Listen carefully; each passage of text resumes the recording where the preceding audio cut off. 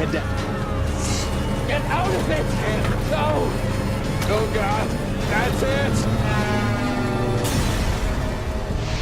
A plane crash in Georgia leaves 23 dead, including a NASA astronaut and a U.S. senator. Anytime there's a high-profile case, there's more stress and pressure on you.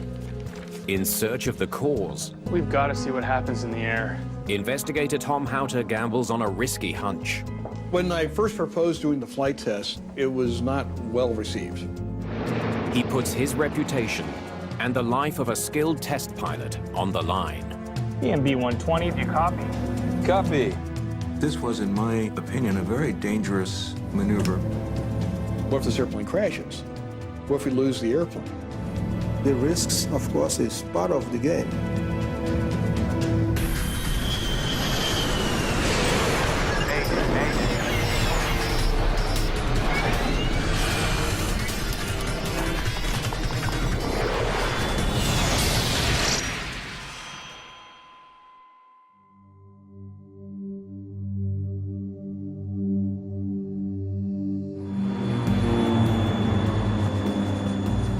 Atlantic Southeast Airlines Flight 2311 cruises at 15,000 feet.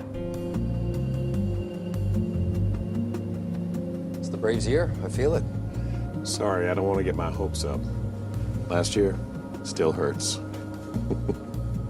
At the controls is Captain Mark Friedline. The 34-year-old is an experienced pilot with almost 12,000 flight hours. We got storm clouds ahead of us. Yep. What do you want to do? First Officer Hank Johnston is 36. He's been flying with Atlantic Southeast Airlines for nearly 3 years. We're gonna go around them. Tell Center we'll go right. Center ASA 2311, we'd like to request a deviation for some weather. This was a normal day in the life of the crew. Nothing untoward had happened, and I doubt they were expecting any difficulties with the flight. ASA 2311, roger that. Weather deviation approved at your discretions. Maintain current altitude. Okay, thanks, Center 2311. Let's go 20 degrees to the right. Today's flight is a short commuter route from Atlanta, Georgia to the city of Brunswick on the Atlantic coast. This is Captain Friedline on the flat deck. We've got a bit of weather ahead of us, but we're going to go around it and give you a pretty smooth ride. Might hit a few bumps, but nothing to worry about.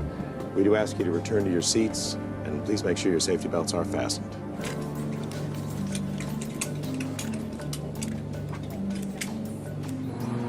The Embraer 120 banks gently as the pilots deviate around the storm.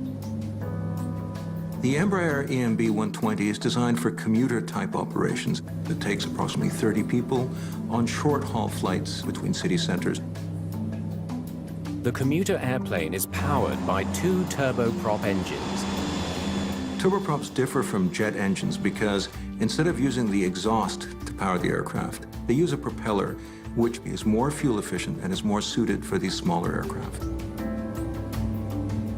Today, there are 20 passengers aboard, including NASA astronaut Sonny Carter. Thank you so much. You're a star.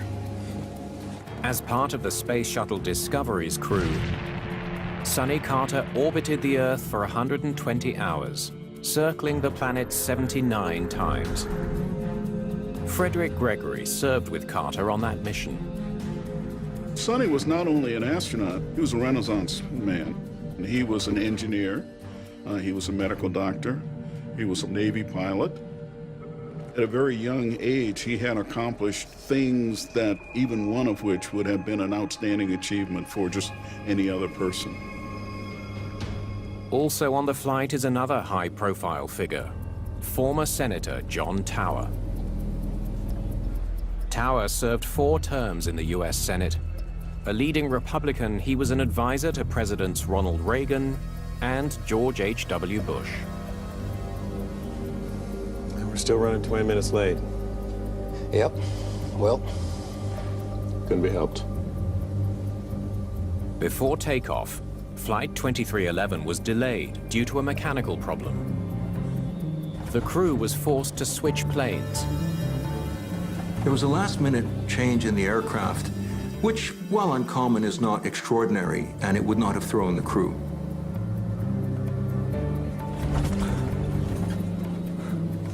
These small planes do keep you on your toes.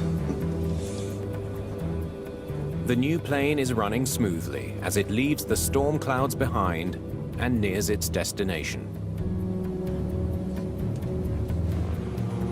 Glynco Airport is a former airbase with just one runway. It's used by private planes and small commuter airlines flying to the Georgia coast. The flight attendant prepares the cabin for landing. Runways in sight. The crew is just 5 minutes from touching down.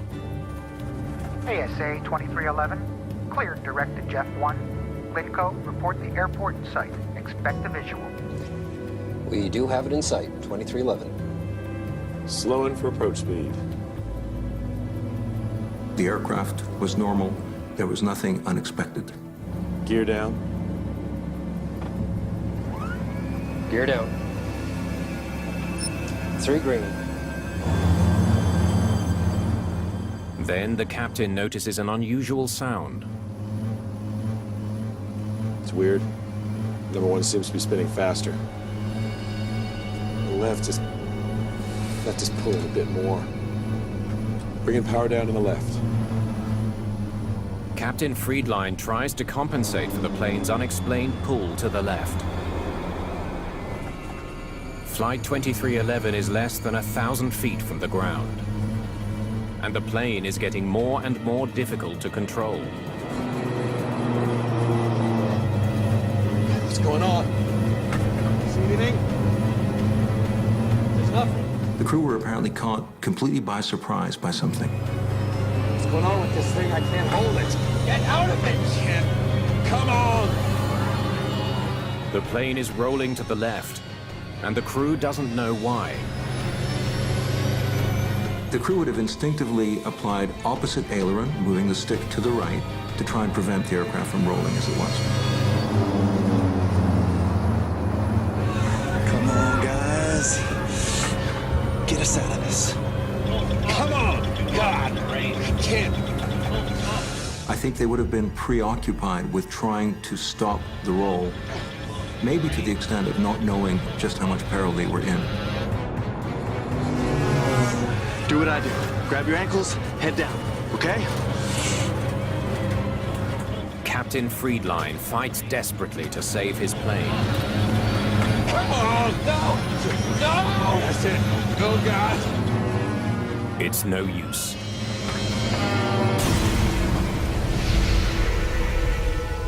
The aircraft crashed in the middle of woods, which would have made the job of the first responders and firefighting teams quite difficult.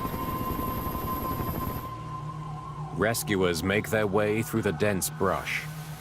But when they reach the crash site, they find no one alive to rescue. All 20 passengers and 3 crew members are dead, killed at the moment of impact. It was a catastrophic crash. There was no chance for survival. With 2 high-profile passengers on board, the crash of Flight 2311 makes headlines around the world. In this particular accident, Senator Tower on board, who was a 4-term senator, was killed, which raised the profile of the accident a great deal, both from the investigation point of view and the public and the media. And we're at this moment beginning the on-scene phases of the investigation. I was in Spain when the accident occurred. When I got on the plane to head back, the pilot told me that one of the astronauts had been killed and that his name was Carter.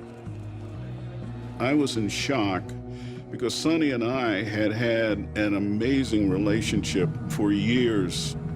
We were like brothers.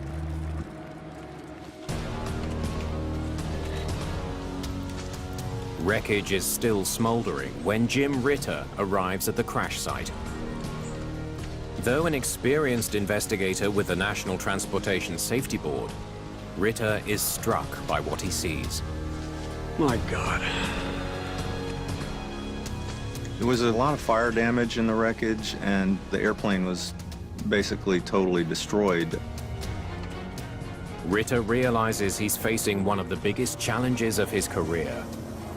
Anytime there's a high-profile case, you're a little more nervous. There's more stress and pressure on you to come up with the cause for the accident. The pressure is on to figure out what happened aboard Flight 2311.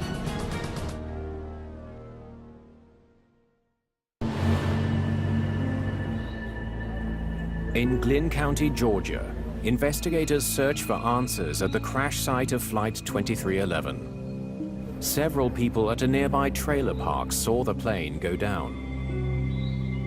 And it come right over top of the house, and it got real loud.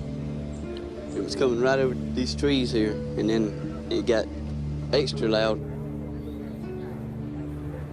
The eyewitnesses saw an extreme left roll angle from the airplane, and so we knew that it was some kind of catastrophic failure, a very abrupt failure that would have been difficult for the flight crew to overcome. Okay, let's start here and work backwards to first impact. I want a record of everything. You need to look at the crash site to collect the physical evidence. That's the most important aspect of any aircraft investigation. The investigators look at the wreckage to try and evaluate the sequence of events leading to the crash. They look for the two wingtips, the tip of the tail, the tip of the nose. A survey of the crash site soon confirms those key pieces are among the wreckage. That tells us that there was no in-flight breakup and that the airplane stayed intact until it collided with the ground. Get a shot of this wing for me, please. For expert investigators, the size and shape of the impact zone is also a clue. If an aircraft, particularly through trees, has a long swath cut through the trees, the investigators get an idea that the aircraft hit the ground approximately flat in a shallow descent. In this case, the wreckage was very concentrated, which indicated the aircraft hit the ground at a very steep angle. We need to get some measurements on these trees. Investigators hope the broken trees will shed light on witness statements about the way the plane was flying. Seen it fly overhead, and it looked like it was making a wide right turn, but it was unusual because when it turned out, the nose started heading toward the ground, and I was right up toward the entrance of Touchstone, and I heard the explosion and seen the fire and the smoke. When the plane crashed, it sheared the tops off of many of the trees in the woods there. And so one of the things that we did was we measured the heights of the trees where the tops were sheared off. And that was able to give us a fairly good idea of the roll angle, which was a large left roll. In the plane, you would have felt light in your seat. You would have turned, obviously, to the left at almost 90 degrees. Get out of it, Chip! Come on! You know, it would have been a traumatic experience. Come on, guys. Get us out of this.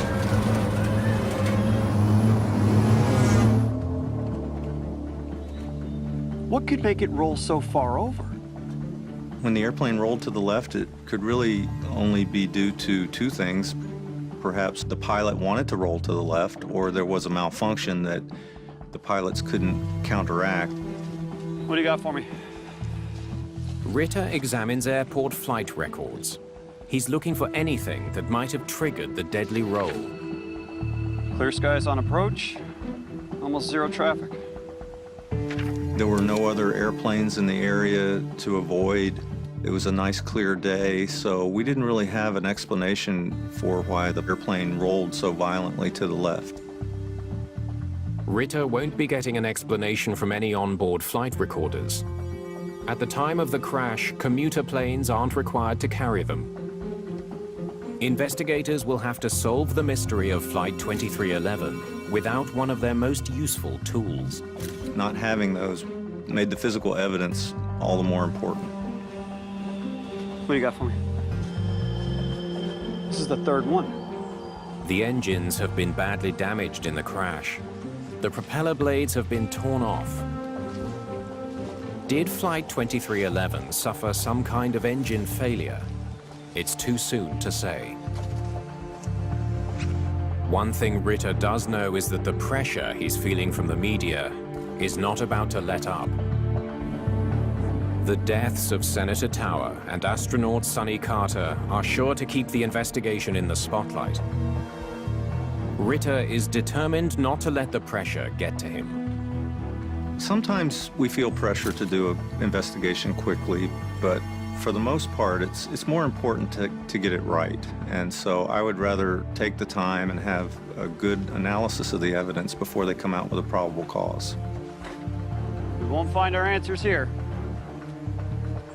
Let's get what we can back to the hangar. Wings, tail, engines, instruments. The question now, can he find enough evidence to ever solve the mystery of Flight 2311?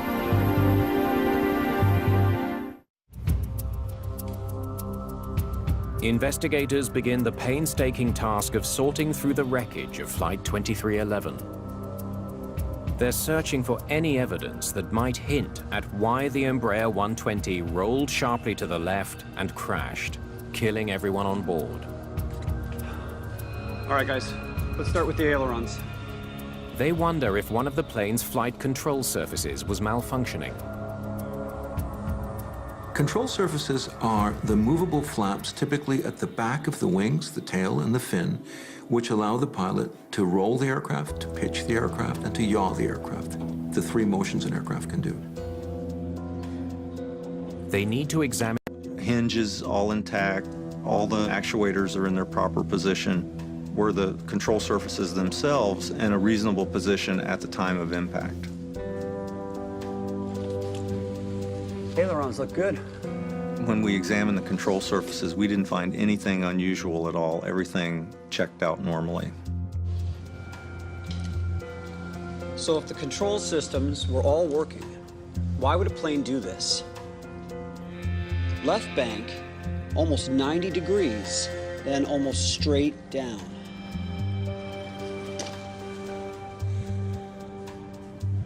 Maybe the engine? Without the black boxes, it's basically a process of elimination. We analyze all of the physical evidence and come up with the most compelling scenario that matches that evidence. All right, let's see what we can find in here. If one of the plane's two turboprop engines failed, it might explain why the plane went into such a steep roll. We wanted to look for any indications of an engine problem, so we retrieved both the left and the right engine and their propeller systems and took those back to the laboratory for further examination. Investigators soon find some telltale evidence. Leaves and branches inside the engines. When we find vegetation in the engines, that tells us that the engine is operating because it's sucking in air and it's pulling in the leaves and the vegetation, and that's an indication that it's making power. This one was spinning to the very end, no doubt about it. We confirmed that both engines were operating right up until the moment of impact. That's it! No!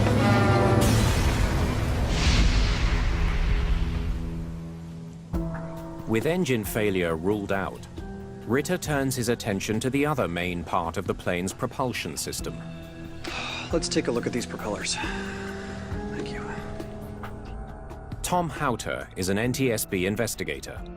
When we started doing testing the propeller system, we didn't know it was going to lead us, but it was something we had to eliminate, if nothing else. Deep inside the propeller unit, investigators uncover an important clue. Aha! There you are. We have a witness mark. Take a look. There's a small mark where two parts of the propeller mechanism slammed together on impact. The witness mark might be enough to tell investigators how the propellers were operating. You can literally match up the scratch marks between both pieces, and you'll know what the angle of the propeller blade was from that measurement. So mark this one. 22 degrees.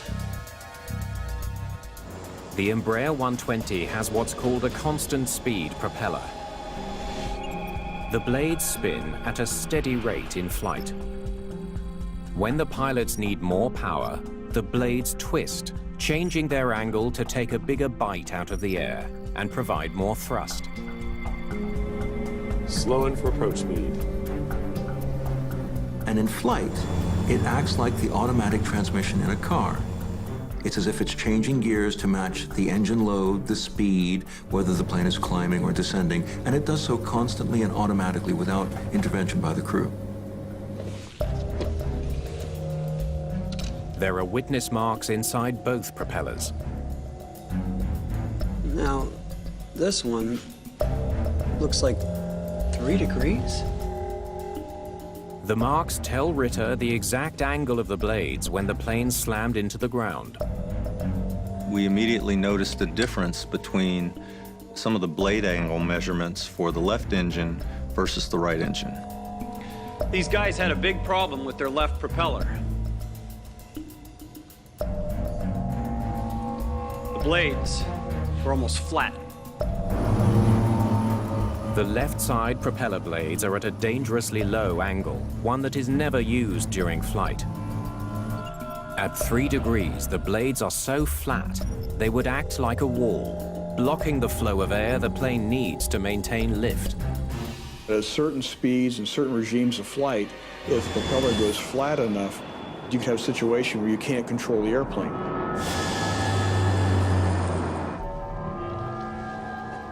Investigators study the mechanism used to control the left propeller.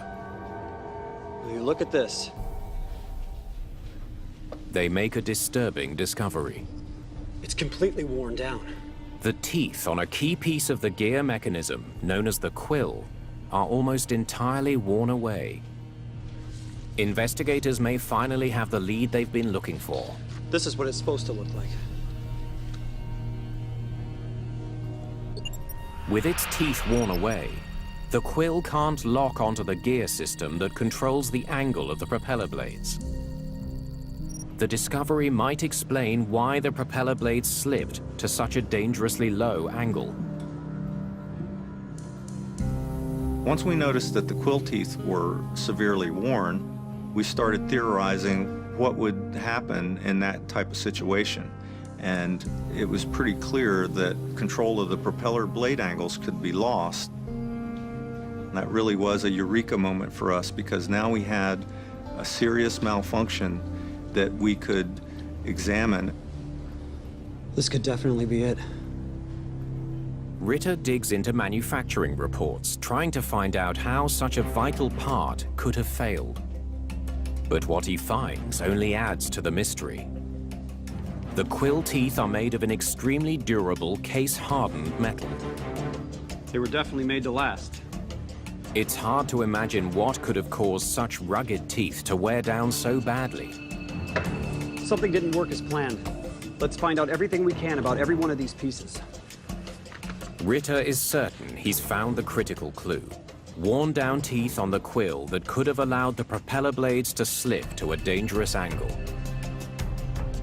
But he soon learns there's a big problem with his theory. The manufacturer says it's impossible.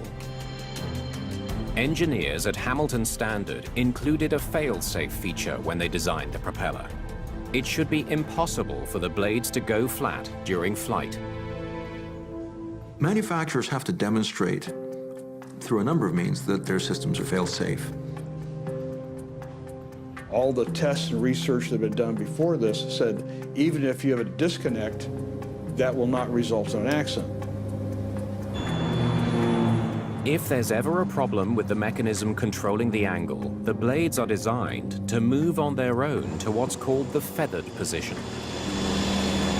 The feathered propeller blade, the leading edge of the blade, is directly into the wind. So that's the most minimal drag, no thrust, but very little drag. A feathered propeller can't endanger the safety of the flight. If this rod disengaged because of any cause, the propeller should go to feather, which would result in the loss of the engine, and the crew would be able to cope with that and land on one engine as they are trained to do. Runways inside. This has got to be it. This has to be connected somehow. But Ritter isn't convinced by the manufacturer's assurances. His gut tells him the worn quill did allow the propeller blades to move to a dangerous angle. But without flight data, his investigation has hit a wall. He has no way to prove the quill brought down Flight 2311. What's going on? You see anything? There's nothing.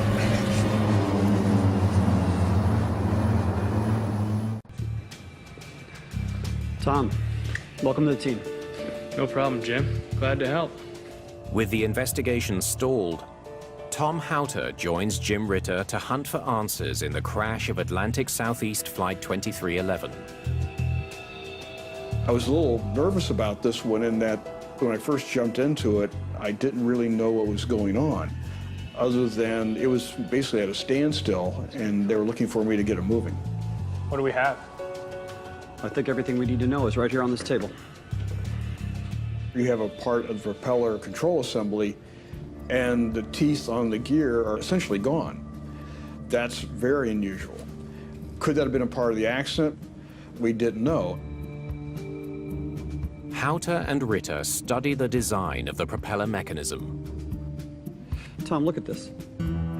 We don't see anything obviously wrong with the crew. We don't see anything wrong with the structure of the aircraft. We don't see anything wrong with the engines and the flight control system, but we do have a severely worn transfer tube and quill arrangement. Is it possible that this could have resulted in the loss of control? They discover that shortly before the accident, Hamilton Standard started using a harder, more abrasive coating on a key part known as the transfer tube. Its grooves mesh, like clockwork, into the teeth of the quill. The change had an unexpected consequence. They turned it into a giant file.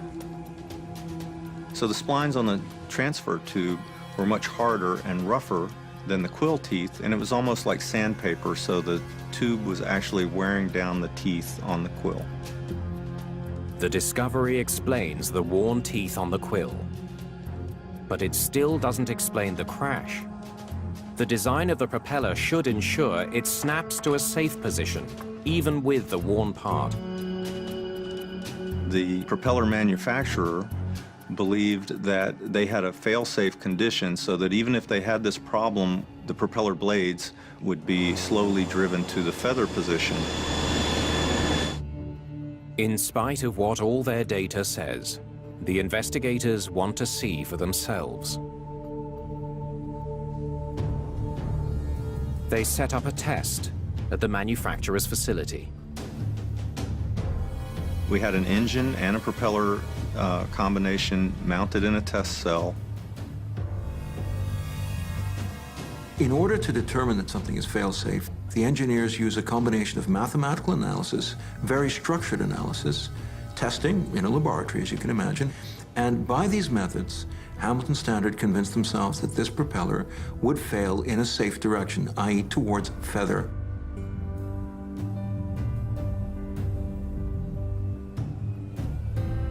Jim Ritter's doubts about the fail-safe design may be confirmed in just a few seconds. The technician flips a switch to free the transfer tube from the teeth on the quill. But as the test unfolds, instead of moving to flat, the propeller blades move to the safe feathered position. The fail-safe system performs exactly as it was designed to. It suddenly seems that investigators are on the wrong path altogether. So when we tested the quill with the worn teeth at the manufacturer's facility, we found that the propeller blades went to feather. So at that point, we were basically stumped. Can you play it again? The test results leave Ritter and Houter wondering, could there be some other factor that they've overlooked? Hold on. That's it. It's bolted to the ground. The question I raised, well, in flight, the aircraft is in turbulence, it's bouncing around, there's different vibrations. With an aircraft on the ground or an engine mounted solidly to the ground, the airplane doesn't behave the same. There's different vibration modes. Is it possible that could change the outcome of the analysis? Is very controlled is that you can't always anticipate what will happen when you go out into the real world. These small planes do keep you on your toes. Imagine, for example, an orchestra that rehearses in an acoustically perfect concert hall and then performs outside with random noises, without the sound control. You can see how one might miss important factors about the sound. We've got to see what happens in the air. I said, well, the only way to really know is let's do a flight test and find out.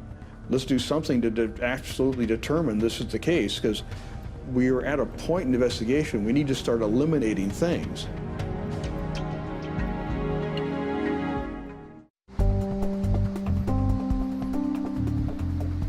The investigation into the crash of Flight 2311 moves to Embraer headquarters in Brazil. We really wanted to look at what would happen in flight, in an actual flight, with the same malfunction. Tom Houter meets with representatives from Embraer and propeller manufacturer Hamilton Standard. The team immediately starts preparing for the test flight. Thank you for doing this.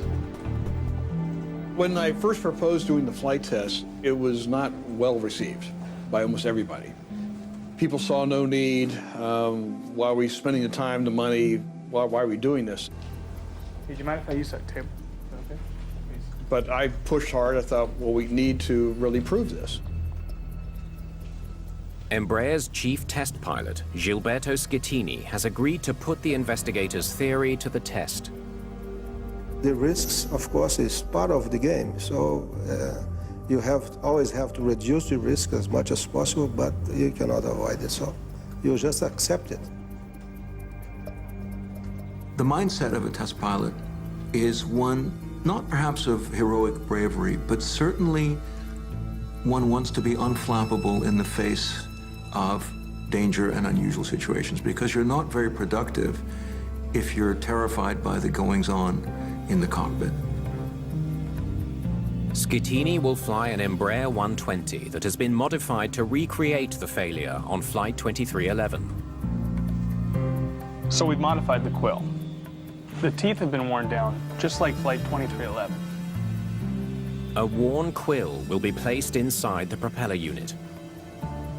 This was potentially very high risk, because once we disconnected the transfer tube in flight, the pilots would have no way to control the propeller. We put a pitch lock here. It won't go past 22 degrees. A mechanical lock has also been added to stop the propeller from going flatter than 22 degrees. It would be too dangerous in the flight test to have the propeller blade go all the way to flat pitch. You'd lose control of the airplane. That was almost guaranteed. If the blades moved to 22 degrees, then we know that they would have gone flat. All good? The propeller blades don't need to go completely flat to prove that Houter's on the right track.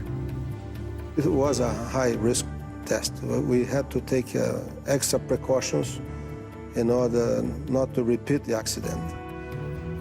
Real-time data will tell the team on the ground whether the propeller blades are going safely towards feather or moving dangerously flat. Everything says that if you have a disconnect, the normal frictional drag within the system will cause the components to rotate towards the feather position. But will that really happen in flight the same way? They're about to find out. We are comfortable that this test could be safely accomplished, but there's a difference between believing it can be safely accomplished and knowing. As the test plane climbs, Schettini takes it over an unpopulated area, just in case.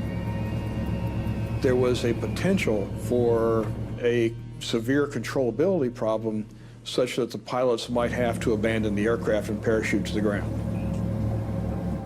The propellers have been set to a normal angle for flight, around 30 degrees. EMB 120, do you copy? There was a lot on the line in terms of the fact that what if this airplane crashes? What if we lose the airplane? Certainly, I'm the investigator in charge. I'm the one, who's basically running this test. This could be all my responsibility. Copy. We are ready to disengage the prop. Basically, they would pull the lever that would disconnect the propeller control system from the propeller and see what happens. The most dangerous part of the test flight is now underway. I just thought that, well, it's happening. Let's do what we have to do and get this airplane on the ground. This was, in my opinion, a very dangerous maneuver because, after all, they didn't know what the outcome was going to be, and they already knew the aircraft wasn't controllable under certain circumstances. Propeller blade angles causing no problems? No control issues. We were thinking about the test to do and nothing else. You have to focus in the job that you have to do ahead. And once you focus, you forget about everything else. As soon as the propeller quill is disengaged, the blades begin doing what they were designed to do, moving towards the feathered position. As it starts drifting towards feather, we thought, okay, well, this test is going to be a bust. It's just going to prove what everybody said it would do. You could see it in their faces. They didn't say anything, but you could just, hear the relief. The propeller blades keep moving towards the fail-safe position. For Tom Houter, Brazil is a long way to come for failure. It seems like the test that he hoped would solve the mystery of Flight 2311 is going to leave the investigation back at square one.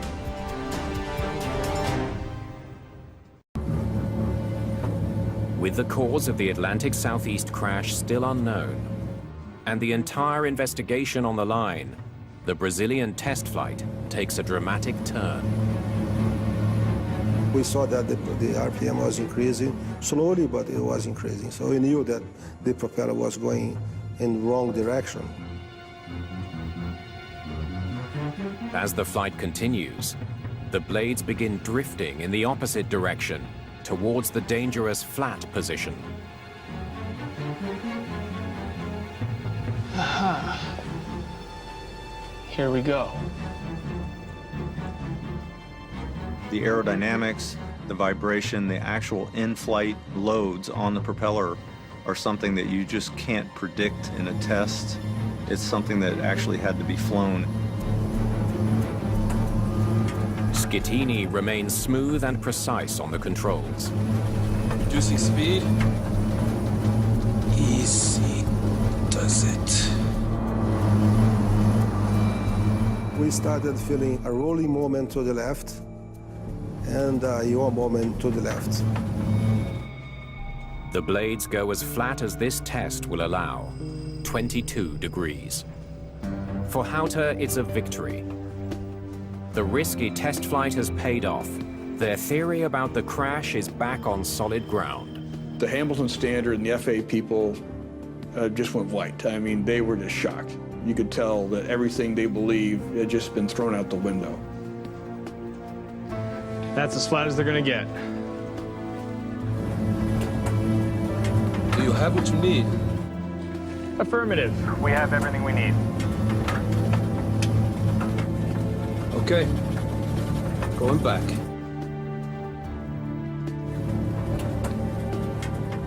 Once the test point is finished, it is finished.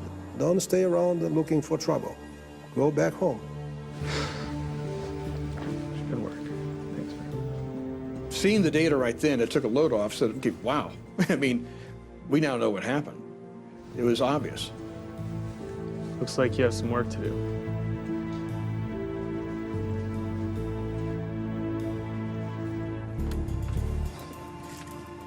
Hello.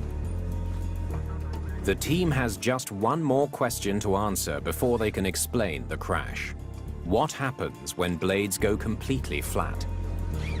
In the flight test, they were only able to go to a blade angle of about 22 degrees for safety reasons. Start it. But during my flight simulations, I went down to flight angles as low as 3 degrees. Anytime. In a flight simulator, Jim Ritter recreates the fatal propeller malfunction aboard Atlantic Southeast Airlines Flight 2311. As the blade angle got to very low values, the airplane was essentially uncontrollable. The simulation allows him to experience what the test pilot couldn't. Flight test proved we could have a blade go to flat pitch. Simulator proved you lose control if it did. Thanks. That was helpful. You could say that the simulator testing was kind of like the final piece of the puzzle. Investigators finally understand the full story behind the deadly crash. When the flight crew began preparations for landing, the teeth on the quill were worn down. It's still operational. Slowing for approach speed. Preparing for landing put renewed pressure on the already worn teeth in the quill. They could no longer hold. Once the teeth gave way, the propeller blades were free to drift to a different angle. As the turbulence of flight and mechanical vibrations from the engine shook the propeller, the blades moved to a dangerously flat position. The fail-safe failed. The propeller's design couldn't hold the blades at a safe angle, and the plane became less and less controllable. What's going on? See anything? There's nothing. What's going on with this thing? I can't hold it. Get out of it! Come on! Come on! For a while, you can kind of fight this, putting in control movements with the wheels, the rudder, but unfortunately, they were in a situation where it didn't matter if you were the best pilot on the planet. You were not going to be able to control that airplane. It's going to roll over, it's going to dive towards the ground. Ironically, human error is almost always underneath the causes of an accident, even if it wasn't the pilot or a mechanic. In this particular case, an engineering change was made, which, well-intentioned actually, did not work out. No! That's it. Oh, God. No! The worn quill teeth was a time bomb waiting to go off. There was nothing they could have done to save that plane. What I really felt was, okay, now that we know it, we've got to tell the rest of the world and get operators to start changing their equipment, like right now. The fail-safe system doesn't work. After the accident, additional safeguards were added to prevent this type of failure, a change that affected not only the Embraer, but several other turboprop aircraft as well. The FAA also ordered more frequent inspections of propeller quills. The most important thing we have learned from the accident at Brunswick is assumptions. You cannot rely on assumptions. It was assumed that ground tests were as good as flight tests. That one assumption, unfortunately, turned out to be fatal for some people.